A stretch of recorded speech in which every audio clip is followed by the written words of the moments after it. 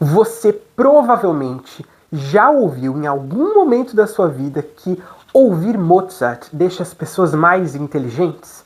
Ouviu ou não ouviu?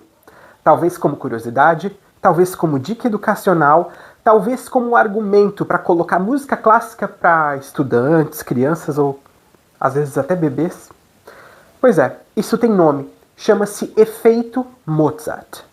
Mas e se eu te dissesse que o efeito Mozart, do jeito que ele circula no senso comum, não é exatamente científico. Mas, por outro lado, ele é um mito cultural? E mais, e se eu te disser que esse mito fala muito mais sobre hierarquias culturais, colonialismo e até racismo simbólico do que sobre o funcionamento do cérebro? Vamos juntos nessa? Eu sou o Lucas Speck e esse aqui é o Entre Notas e Dramas, um canal multiplataforma para divulgação de ópera. Assista completo no YouTube.